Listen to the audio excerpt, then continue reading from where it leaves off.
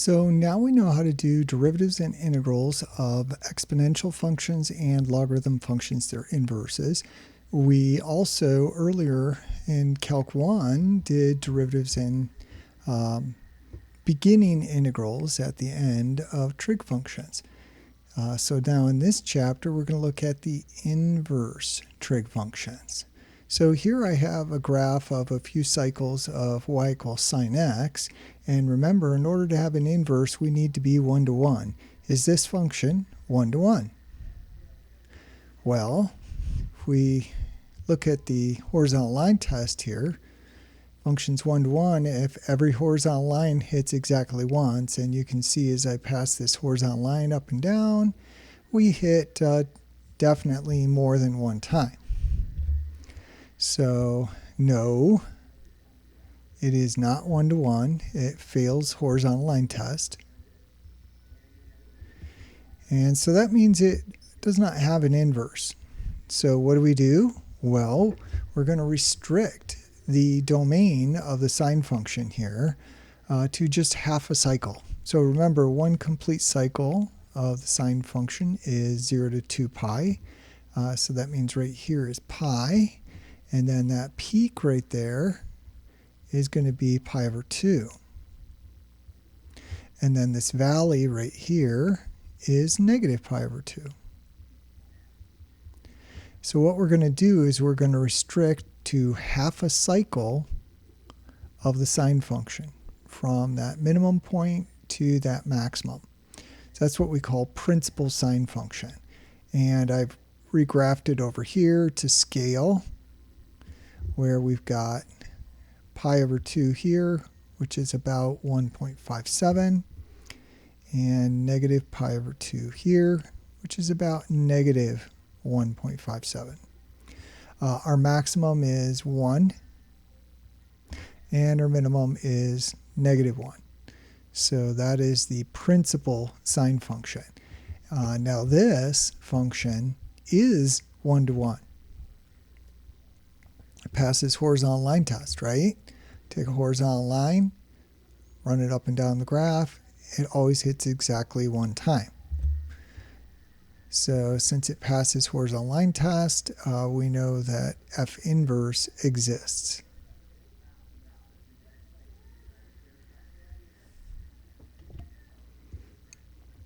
And here, our domain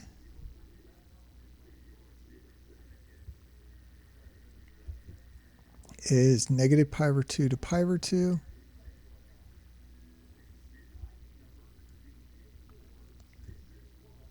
And our range for the principal sine, just like the regular sine function, negative 1 to 1.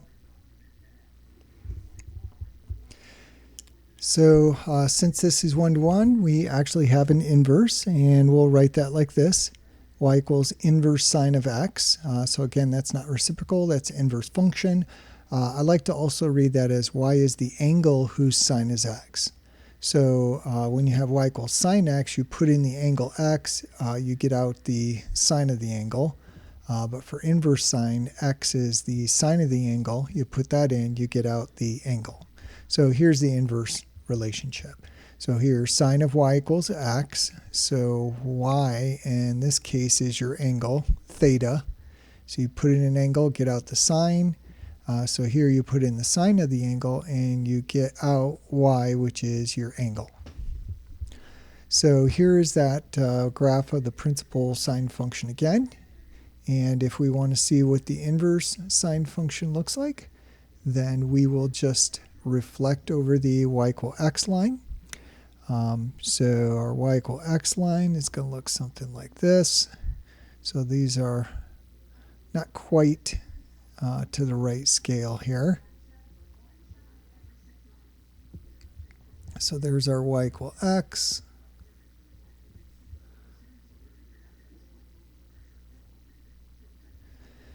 And so we see 1 and 1, so that point 1, 1 needs to be on the y equal x line. And then down here, negative 1 and negative 1 on the y equal x line.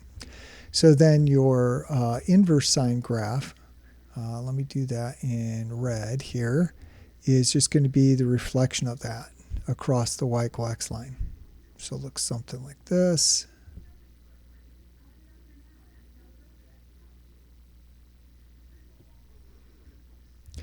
And the domain of that inverse sine is going to equal the range of sine x, which was -1 to 1.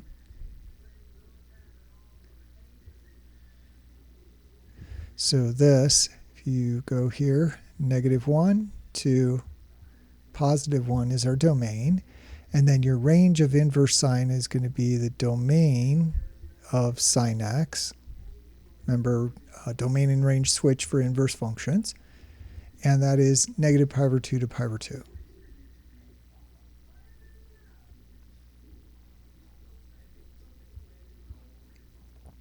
So that is our inverse sine function. And then since these are inverse functions, we have our cancellation laws. So for every x between -π/2 and π/2, which is the domain of the principal sine function, if you do inverse sine of x, you get x back again. So start with x, apply a sine function, apply an inverse sine. They cancel each other out. They undo each other, and you get your x back again. And in the other order, we have to look at domain of inverse sine, which is -1 to 1. So for x between -1 and 1, apply the inverse sine, apply the sine, you get back to x again. So what would be the inverse sine of -1/2? Okay, so that's going to be the angle whose sine is -1/2. So this is the angle whose sine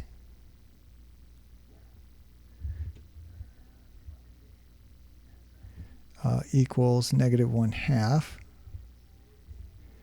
And what is that angle? Well, we want to go to our unit circle here. And -1/2 sine is the y-coordinate on the unit circle. So we want -1/2 for a y-coordinate right here, 7π/6. And then also right here, 11π/6. However, go back to our inverse sine function here. Y is inverse sine of x, and the range of inverse sine is -π/2 to π/2. So your output from an inverse sine has to be -π/2 to π/2. Well, on the unit circle, that is the right half of the unit circle over here.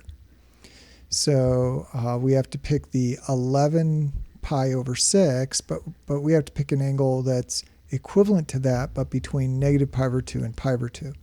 So instead of counterclockwise 11π/6, we want clockwise -π/6.